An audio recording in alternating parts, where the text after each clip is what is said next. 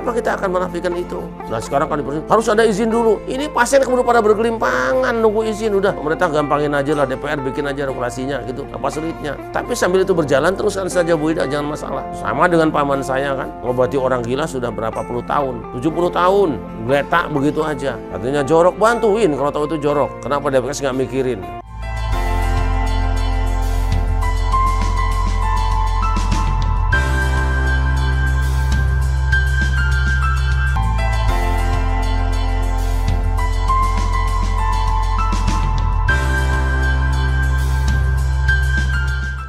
Pertama saya mau menyampaikan dulu bahwa pandemi sudah berakhir. Jadi saya menggunakan masker ini bukan karena alasan pandemi, tapi saya ingin mendidik masyarakat bahwa ketika kita sakit kita ada adab yang harus dijaga. Kita mencegah penularan terhadap orang lain di sekitar kita. Baik, silakan Dok.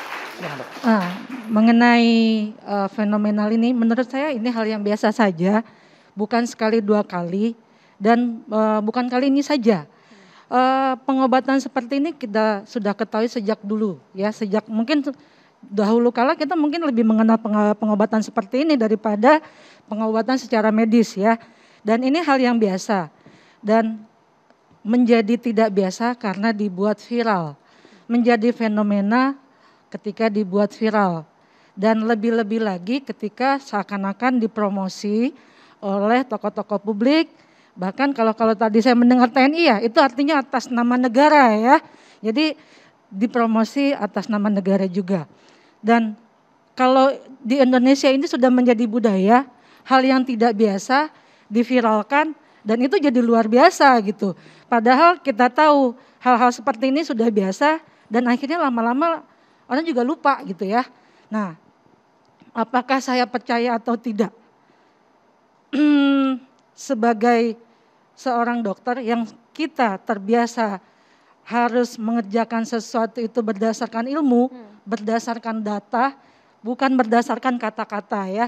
Jadi saya dididik untuk seperti itu karena apa? Saya ini ditugaskan negara untuk melayani masyarakat Indonesia dengan pelayanan yang terbaik, yang dijamin sesuai standar keilmuan, yang dijamin secara seluruh internasional ya, ada standar yang kami kerjakan dan kami dijamin oleh negara bahwa apa yang kami kerjakan ini memang sudah melalui prosedur yang bukan tiba-tiba bisa saja gitu. Kami melalui proses bermacam-macam untuk diakui sebagai dokter yang berhak melayani. Nah, jadi menurut saya ini biasa-biasa saja dan tidak akan menjadi masalah. Namun akhirnya akan menjadi masalah ketika saya mendengar tadi negara ambil posisi di sini. Seakan-akan mempromosikan, seakan-akan ya mohon maaf. Mempromosikannya dari sisi mana ya Dok Pak ya? Kalau seorang pejabat publik, mungkin saya salah ya. Mantan Panglima TNI Bu, bukan Panglima TNI. Oh ya baik. Iya, baik, ya, jadi okay. jangan langsung ke negara-negara gitu loh. Ya. Oh, maaf Bang. Tapi kita tadi gimana tadi? Tapi yang mengundang kemarin di Mantan Panglima TNI maaf, Bu Pak, dia bilang. tadi saya dengar ada Tapi yang fasilitas. kemarin mengundang di Cilodong Kostrad. Kostrad. Ya itu kan bukan dalam sebagai institusi ini kan, resmi kan. Itu kan untuk pelayanan sosial. Untuk bakti sosial. Masyarakat. Jadi Bakti nggak bisa maaf, dikait-kaitkan Pak. dengan negara. Pak, pelayanan Enggak lah, sosial itu negara atas itu- nama negara Pak. Pelayanan Bu, sosial saya itu atas juga nama bisa negara. melakukan pelayanan sosial Bu. Tidak ada Pelayanan yang mengatakan sosial. Kalau pelayanan mau, Pak. sosial tidak bisa. Bisa, Saya bagi Pak. sembako kalau lebaran itu pelayanan sosial bukan. Bapak Saya atas nama- menyediakan ambulans untuk masyarakat pergi ke rumah sakit pelayanan sosial bukan. Tapi atas nama Bapak Udah deh. kan. Masalahnya apa buat Bapak Ibu? menyebutkan atas nama sebagai Masalahnya DPR? apa buat yang jadi persoalan Ibu apa? Enggak, saya saya tanya enggak dari tadi bilang. enggak? Tidak, saya Ibu bukan. itu dari tadi, ini biasa, ini enggak biasa, ini viral. Bukan itu yang mau didengar dari Ibu. Coba kasih pertanyaan lagi biar jelas dia Enggak. jawabnya. Dengar, jadi begini. Pak, negara ini tugasnya menjaga semua warganya dari hal-hal yang akan merugikan. Memang ada yang sudah Bu, menjamin gini bahwa ini. aja. Tadi jawab pertanyaanmu apa sih? Coba jelasin dulu dong. Karena ngawur nih kalau menurut Dr. Eva, saya. kemarin di Cilodong, di Depok, Jawa Barat yang mengundang Iya, tadi Ida kan Dayak ini dibilang diundang atas oleh nama Kostrad. Kostrad. Dalam acara Misal. bakti sosial. Ribuan Bakti orang sosial. datang ke sana. Iya, Ida bakti Dayak menjadi sosial. magnet tersendiri. Pak, kalau bakti sosial itu artinya apa? Pengobatan yang diberikan itu terjamin loh Pak. Itu dijamin oleh negara, ini pasti akan memang melalui standar gitu loh. Apakah, mohon maaf, saya bukannya tidak percaya pengobatan Ibu Dayak. bukannya tidak setuju. Ini pengobatan yang udah ada sejak lama. Menurut saya ini Maaf, bebas-bebas Dr. saja siapapun untuk Dr. Eva, melakukan mohon pengobatan maaf. ini. Sebetulnya kalau Kostrad mengundang, ya, itu bukan berarti dia mewakili institusi keseluruhan dari TNI atau bahkan negara gitu loh. Pak, Jadi artinya jangan membesarkan, mengglorifikasi acara ini seolah-olah negara ikut campur. Pak, beda Pak. Kalau Tidak, Kostrad, tidak ada masalah. iya, Jadi bukan masalah. negara Pak, sama sekali tidak Kostrad terlibat itu dalam hal lembaga ini. di bawah siapa Pak? Bu, kalau ada dokter malpraktek apakah seluruh ikatan dokter mau disalahin, Bu? Bukan Pak, saya Enggak, tidak enggak, ini saya tidak Anda bukan menyalahkan. mengeneralisasi. Tapi maksud Anda saya gini, mengeneralisasi. misalnya Jangan ya Pak, sembarangan. saya Kita melakukan tahu yang praktek undang atas satu nama unit di dokter. Cilodong. Ya, bukan. Anda sedang menarik Dokter persoalan Eva. jadi persoalan Dokter negara. Eva. Dokter Itu mah Eva. kampungan kalau Iya, menurut Dokter saya. Eva, coba kita fokus terlebih dahulu. Apa yang kemudian Ibu soroti kurang tepat dari Ya. pengobatan Dokter Ida? Secara medis ya kita melihatnya. Ya, kalau masalah pengobatan, saya bilang itu semua orang punya hak masing-masing untuk mencari pengobatan solusi untuk dirinya sendiri. Tergantung tingkat ekonominya, tingkat intelektualitasnya, tergantung tingkat keimanannya, tingkat penyakit yang dia punya. Itu hak semua orang. Kita nggak bisa memaksa harus sama dengan kita. Saya tidak bisa memaksa orang untuk berobat ke dokter. Iya. Saya tidak bisa. Itu bebas gitu loh. Itu terserah, itu terserah. Oke. Itu hak semua orang. Dan kita nggak bisa bilang, oh saya benar, saya dokter pasti benar, Iya. tidak bisa. Iya. Karena saya sebagai dokter bukan kompetensinya untuk menilai itu benar atau tidak. Oke. Karena saya Clear. bukan dukun. Clear. Ya, Clear. Clear. tapi saya hanya ingin mengatakan, ada contoh kasus. Ketika tokoh publik bicara satu pengobatan yang ada urusannya dengan nyawa manusia, dengan pengobatan dulu waktu kasus COVID. Ada tiba-tiba tokoh publik yang bilang, oh terapi plasma bagus. Tahu nggak Pak yang terjadi? Semua yang datang berobat ke saya itu minta terapi plasma. Sampai mau bacok-bacok sama saya. Kenapa? Karena dia udah mindsetnya itu masyarakat bawah ini dia mikir, oh ini Oke. pasti bener loh kalau tokoh publik gitu loh. Itu yang maksud saya. Bukan saya menyalahkan apa. Jadi saya berharap negara ada untuk ini menjaga keselamatan. Mungkin mau diakomodir silakan. Diakomodir nggak kenapa Pak? Orang kan rakyat mau berobat. Apalagi misalnya kita negara nggak bisa menyiapkan uang nih sampai sembuh, ya kan misalnya kan. Ya kan dia cari cara sendiri untuk sehat. Atau di sini pengobatan belum bisa maksimal. Oh dia divonis tingkat akhir nggak ada pengobatan. Kalau dia mau cari caranya sendiri kan bebas gitu loh, haknya mereka. Cuma mungkin, oh kalau mau dianggap kita boleh nih di sini pengobatan seperti yang goib ini, ya silakan negara kasih perlindungan. Nanti kalau nanti dilindungi Oh iya, Dokter kan Eva. tidak kan kita juga nggak tahu dokter. Ini kan hanya Iya. pilihan alternatif di luar Iya. medis ya, Dokter Eva. Gitu. Lagian saya baru Jadi- dengar pengobatan Bu Ida Dayak itu goib gitu loh. Pengobatan alternatif ya. Iya, Dokter alternatif Eva. ya, Ya, Dokter Eva. apapun itu, ya kan katanya gini loh Pak, itu tiba-tiba yang ini tahu-tahu sembuh ya kan, semua penyakit bisa sembuh, saya Apakah itu dengarnya gitu. mustahil di mata medis? Ya Pak, Apakah itu mustahil di mata medis? saya kira kalau secara ilmu kedokteran itu tentu tidak mungkin. Tapi kan namanya ilmu gaib itu ada, ya kita nggak masalah gitu loh. Ilmu, ya apa itu Bang, alternatif atau apapun itu kan ada sesuatu yang tidak biasa gitu loh. Yang di luar logika orang kok tiba-tiba orang ini bisa sembuh. Padahal dokter dengan berbagai alat tidak bisa menyembuhkan, misal gitu ya Bang. Oke. Itu kan ada gitu loh. Ya.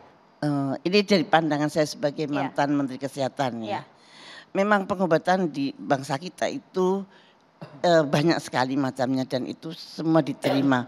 Dan pada waktu saya menjadi Menteri Kesehatan, pengobatan yang seperti ini itu termasuk pengobatan alternatif. Itu saya masukkan di dalam pengobatan dalam bidang kesehatan. Jadi kita akui. Jadi kita masukkan resmi. Jadi menurut saya Resmi Bu. iya, ada SK saya waktu itu. Nah, menurut saya pemerintah untuk menyikapi ini dengan baik itu menurut saya wajar.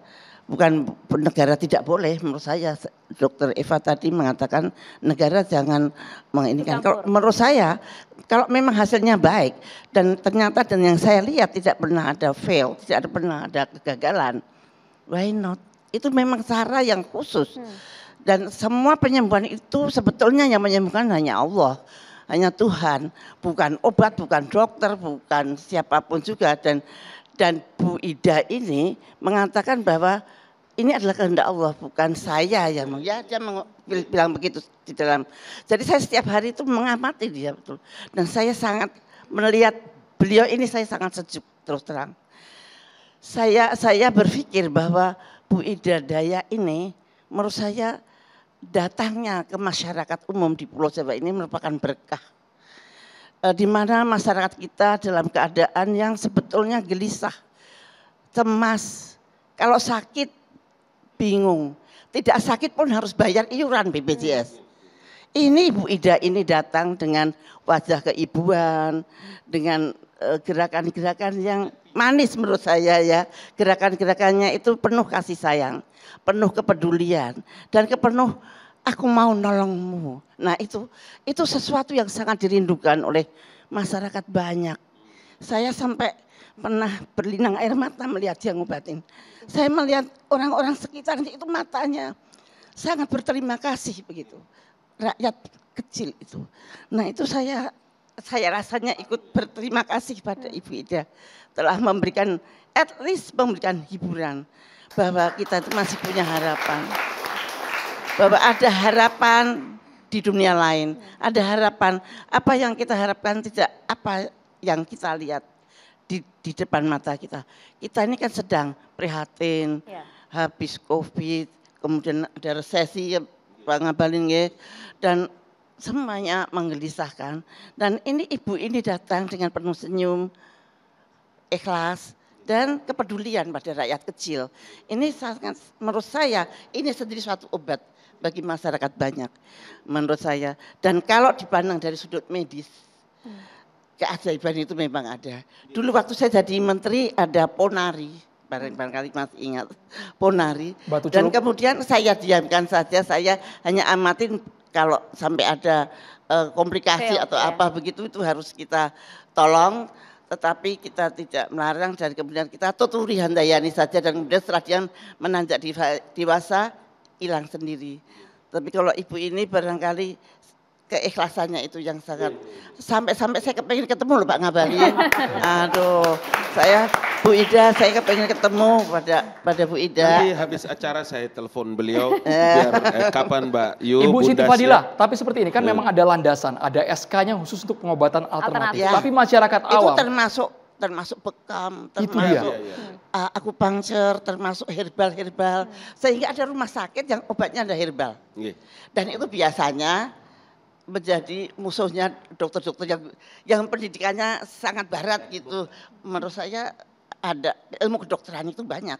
Satu ada dulu Avicenna, dulu dari zaman Nabi itu ada Avicenna. Kemudian ada juga kedokteran timur dari China, dari Cina itu juga luar biasa. Kemudian dari barat, tapi dari barat yang menguasai dunia. Sehingga apa-apa kita diatur mikirnya harus sama dengan barat. Nah ini bukan dari barat, bukan dari Cina, bukan dari timur. Dan ini memang agak spiritualis begitu.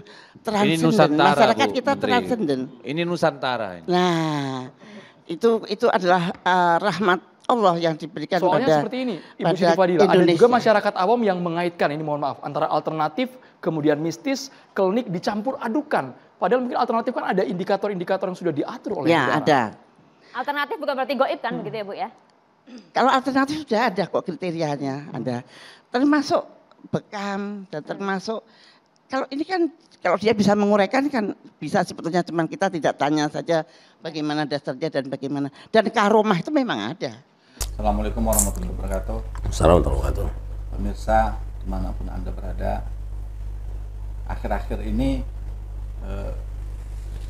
kita dihebohkan dengan fenomena yang lagi-lagi terjadi perdebatan ya, antara ini musyrik, ini goib, ini ilmiah, ini harus dilayani, ini harus dibuat undang-undang. Kasus apa itu yang viral itu tentang Ibu Ida Dayak. Hampir semua media sosial itu tertuju pada Ida Dayak. Semuanya sudah tahulah siapa itu Ida Dayak. Nah, dan kebetulan saat ini saya ingin mempertanyakan itu Ida Dayak itu seperti mungkin Kiai sudah pernah mendengar itu Ida Dayak Kiai. Ya, itu karena viral sekali Kiai itu Ida Dayak. Bagi saya Ida itu sama dengan dai. Itu aja. Kenapa bisa kesimpulan itu Kiai? Iya. Kita tahu dai-dai sekarang itu mahal.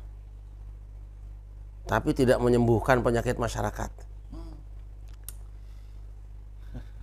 Sesimpel itu. Ya tentu termasuk saya lah di dalamnya. Biayanya mahal, ya kan? Cara hidupnya mewah. Ketika diundang ke tengah masyarakat kan tugasnya mengobati masyarakat. Tapi yang kita lakukan malah mencaci maki orang di depan masyarakat sehingga masyarakat bukannya sembuh makin kambuh. Nah, dibutuhkan dai-dai yang turun sukarela mau terjun kunjungi masyarakat tanpa undangan. Yang seperti itu yang sebenarnya dibutuhkan masyarakat. Saya sering ditanya, telepon ajudannya mana, manajemennya mana? Nggak ada lah. Memang apa kita ini? Nah, karena sudah terlalu terlalu ribet, sering menjadi fenomena di masyarakat bahwa kalau mengundang penceramah yang sudah masuk TV itu sulit. Biaya mahal. Jadi masyarakat sepertinya ketakutan sendiri. Iya, nah, jika tiba-tiba datang dai menasihati masyarakat, biar saja.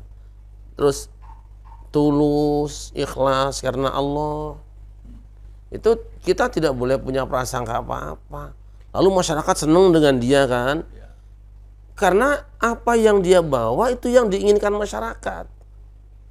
Adem nasihatinya. Masyarakat punya masalah, dia bantu menyelesaikan. Nggak pernah minta tarik. Nggak pernah minta apa-apa. Kemudian bahkan turun di masyarakat, melihat orang yang punya problem, dia ulurkan tangan, dia bantu. Jemput ya. Itu yang ditunggu. Nah, di dunia pengobatan juga sama. Siapa sih yang tidak tahu sekarang? Rumah sakit itu mahal. Dokter resmi itu rumit, sembuh belum tentu. Kan sudah jadi pemewah di masyarakat. Datang sekarang, kasih obat, minggu depan datang lagi lah. Ya. Bukan rahasia obat itu. Ya. Muncullah, dalam kondisi masyarakat sangat membutuhkan pertolongan, muncullah orang-orang seperti Ibu Ida Dayak ini. Dia tulus datang ke masyarakat, ke tengah masyarakat, mengobati gratis dengan penampilan tidak keren. Penampilan tradisional. Saya bangga sih. Saya bangga. Tapi kaitannya dengan beliau seorang perempuan, kalau memang muslim, kaitannya dengan beliau Ida Dayak tidak, ya mohon maaf, lagi-lagi tidak berjilbab ataupun apa, itu gimana tanggapan? Sudahlah, jangan diomongkan, itulah jilbabu yang rapat, isimu cuma fitnah, untuk apa sih? Kalian cuma sok suci tapi najis hatimu. Saya menyaksikan orang-orang yang ngomongnya tidak enak, bawa-bawa ayat untuk musuhi orang. Gitu loh. Apa yang dia lakukan jauh lebih baik daripada dandananmu itu yang menghabiskan biaya banyak. Saya melihat sisi itu. Orang ada kekurangannya, mungkin Ibu Ida Dayak itu kan karena tidak tahu syariat dalam pengertian wajib jilbab misalnya kan. Tapi kan dia nutup aurat juga dalam pengertian ya yang menurut dia lah cukup. Itu loh, udah cukup. Kalau kita anggap kurang ya dibenahi, lengkapi. Tapi juga jangan lupa, jangan sampai orang lari dulu karena lihat pakaian kita. Dia datang penampilan seperti orang biasa saja. Saya sampai terharu lah. Ada orang seperti ini ya. Nah sekarang yang beliau lakukan apa? Ribuan orang disembuhkan tanpa bayaran. Nah kita doakan beliau sehat, ya kan? Bisa terus membantu. Nah, ini kan tapi orang-orang yang selama ini punya keahlian di bidang seperti itu, komentarnya kan ada tidak baik. Oh ini tidak sesuai ilmumu itu cuma satu sudut, ada ilmu yang lain. Ilmu teori lah. Sama seperti orang kuliah di satu fakultas kedokteran, fakultas pertanian. Ya. Macul kalau bisa. Yang macul ya petani yang nggak pernah kuliah. Itu teorimu aja kok. Sering kita ketemu orang di pertanian tuh, ini gini-gini. Itu kan teori bukumu, kami hidup sudah pakai teori ini. Nggak kepakai bukumu itu. Sekarang ilmu kedokteran sudah tinggi, oke. Tapi ada buktinya kan. Daripada kalian banyak omong menyerang Bu Ida Dayak, wes gini aja. Sekarang kamu salahkan Ibu Ida Dayak, jajal kamu turun ke masyarakat, tolongin sembuhkan tuh tangan yang bengkong kalau bisa. Pakai bukumu yang berpuluh-puluh jilid itu. terus pakai togamu yang waktu pelantikan jadi dokter itu. Orang kok pada. Tapi apakah nggak profesi dokter sendiri? Karena yang ya adalah dokter yang setuju ataupun tidak setuju. Ya kalau kita lihat dari beberapa statement, salah satunya Bu Menkes juga, ini salah satu mantan Menkes itu mendukung. Tapi ada juga dokter yang secara resmi sudah ada organisasinya nggak pas lah. Itu gimana tanggapannya? Dari dua genre ilmu yang sama-sama di bidang kesehatan dan kedokteran itu satu setuju satu Ibu Fadila Supari itu orang pinter, orang dewasa cara berpikirnya dan bijaksana. Beliau sudah panjang hidup, ya. Menjadi dokter bukan sekedar dokter tugas, ya. Bukan cuma dokter tugas. Beliau betul-betul menjiwai, jadi tahu. Ditambah dengan akidahnya yang kuat, bahwa ada orang yang punya keahlian yang tidak diberikan pada orang lain. Gitu loh. Kalau sekarang ukurannya ada gelar atau fakultas, ya nggak bisa lah. Profesor doktor, jadi RT aja nggak jadi. Tapi ada dokter Andes wapres 2 kali. Karena pinter. Ayo, Pak JK, dokternya Honoris Causa kemarin, dokter Andes, jadi wapres 2 kali, karena mampu. Yang profesor yang kemudian, wah aku nggak mau lah, itu kan kelasnya dokter Andes, itu kan label merek luarnya. Pak Jokowi cuma insinyur, itu profesor doktor menjadi presiden. Tapi kalau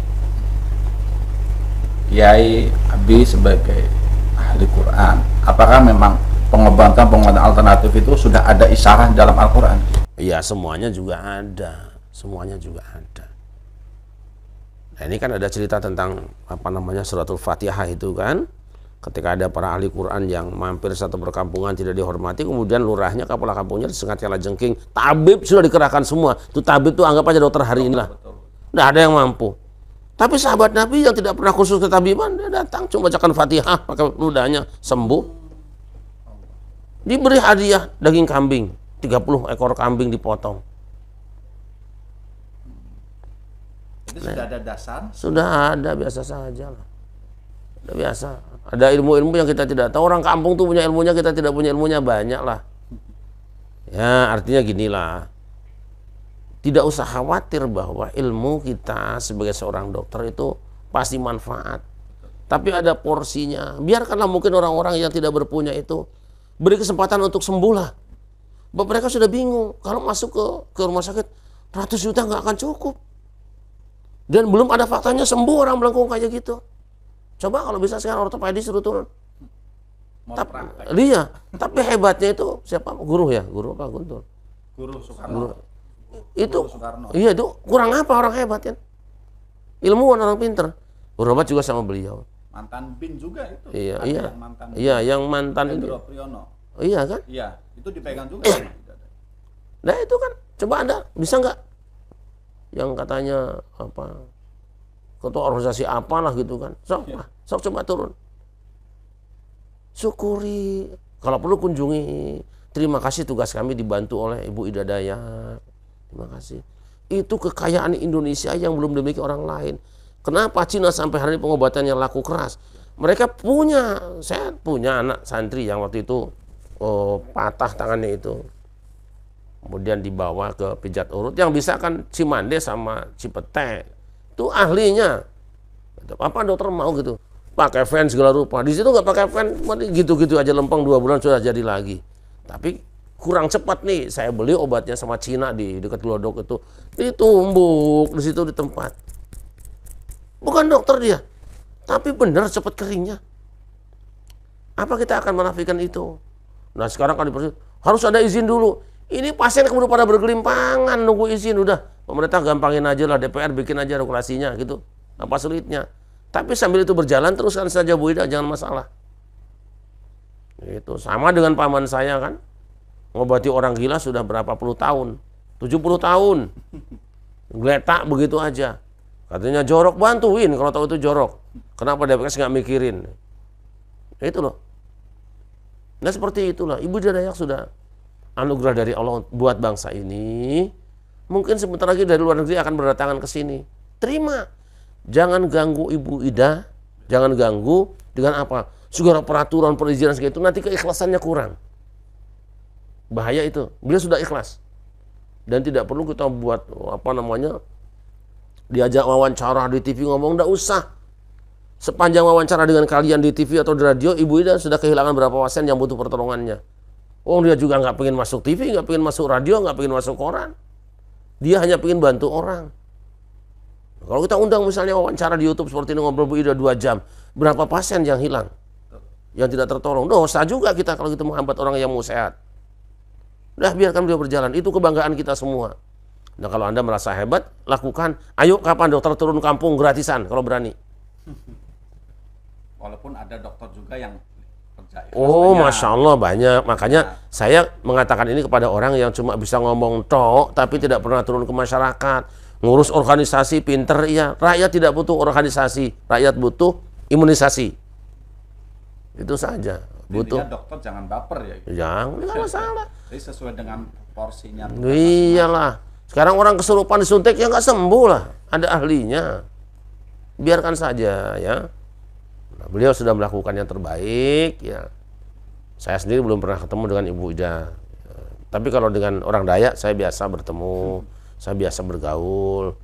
Mereka orang-orang yang luar biasa, diberi kelebihan sama Allah yang kita tidak memiliki. Jadi ya secara tidak langsung kan mempromosikan kepada dunia bahwa Indonesia punya Nusantara yang beragam-ragam pakai Ida Dayak. Padahal kalau kita tidak salah, bukan Ida Dayak itu bukan hanya karena memang pakaiannya seperti itu, dia nyaman dengan pakaian itu, tapi dari sisi nih pengobatan, dia sebelum ritual ada ritual, dia baca, mengkombinasikan ritual dengan bacaan ayat Al-Quran, seperti pasien disuruh baca Bismillah kepada la ilaha illallah, tapi dia malah ritual lah istilahnya. Loh gini, beliau tuh yang saya dengar cuma Bismillahirrahmanirrahim, begitu yakinnya baca Bismillah. Tapi kamu tuh fasih baca Bismillahnya sampai panjang banget itu pakai lagu, tapi kan nggak nancep. Ya itu Bismillahnya Nabi Sulaiman. Ditulis di surat saja gemeter yang bacanya Ratu Bilqis. Karena waktu nulisnya betul-betul karena Allah. Bu Ida gitu. Ketika dia baca dia nggak ngerti mungkin terjemahannya juga mungkin lah. Ya mungkin lah. Dengan rinci mungkin tidak tahu kan. Apa namanya Arabnya nggak tahu.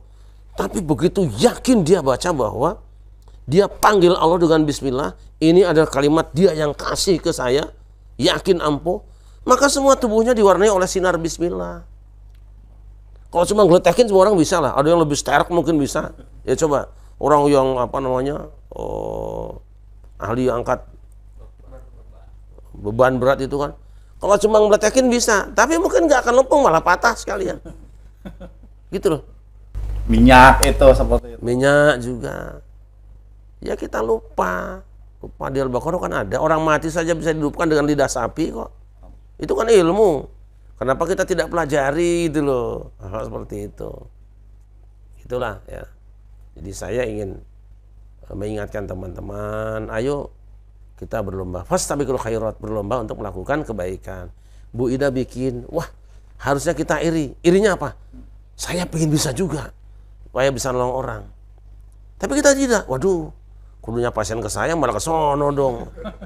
Nggak boleh begitulah gitu. Ya. Oke, saya kira Berarti nggak perlu dibuatkan undang-undang tentang momen alternatif ya? Tidak usah, rakyat itu sudah percaya tanpa undang-undang, tanpa merek kok. Lihat rumah makan yang nggak ada mereknya, ngantri orang makannya. Yang merek gede-gede orang masuk juga ngeri. Bro, mereknya gede nih, mahal dah. Bikin undang-undang malah pesenan lagi ya? Iya, nanti rumit lagi dan nanti kemudian terjadi benturan hati. Orang-orang tulus seperti Ibu Ida Dayak itu nanti akan menjadi malah terganggu keikhlasannya gara-gara merek tadi. Sudah biarkan saja melinding. Kita sekedar menemani. Ya aparat keamanan kayak kemarin di Cilodong ya benar sih? Cilodong. Itu luar biasa betul beliau tuh. Kostra tuh betul. Beliau memfasilitasi. Yang ramai itu. Ya. Mau dituding yang macam-macam. Kamu bisa bikin apa? TNI itu jiwa nasionalismenya tinggi, pedulinya tinggi. Beliau benar, TNI sudah benar. Ada kesempatan orang bisa nolong, beri tempat di sini. Itu sudah benar. Ini kok orang wis ngrewangi ora, nulungi ora. Gawe kudu nyalahke tok. Nanti sampean ngalami kayak gitu rasake kowe nanti. Nanti tanganmu apa anakmu bengkok, nanti mau kemana kowe.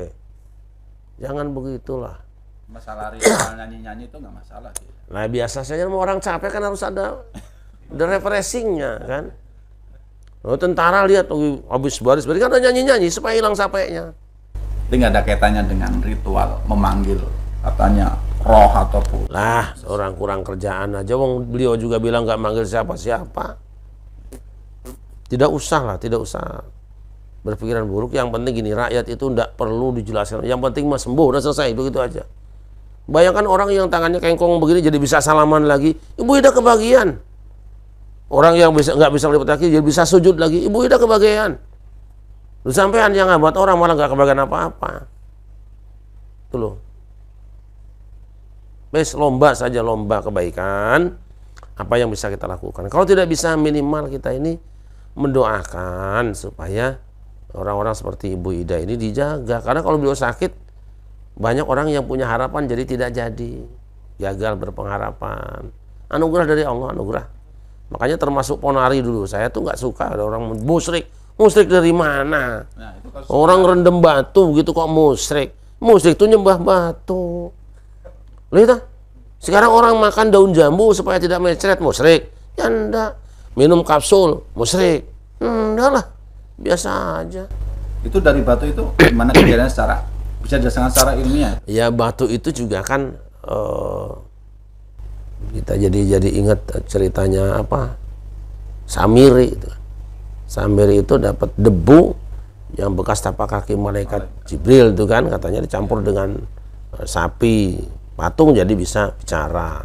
Itu kan karena ada apa? Ada barokahnya bekas kaki malaikat Jibril. Jadi kalau batu yang disambar petir itu kan bisa jadi di sambaran petirnya ada injakan malaikatnya juga kan.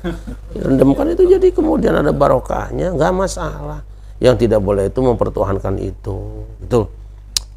Ya bahwa misalnya tidak semuanya orang sembuh, tidak semua orang sembuh di rumah sakit. Orang mati rumah sakit juga banyak. Teorinya sudah ada kan?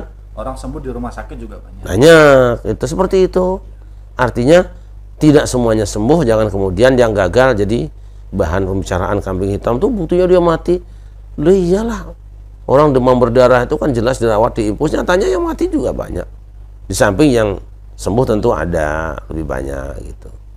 Teorinya dipakai, tapi jangan lupa ada pemegang teori kuasa Allah Subhanahu wa taala.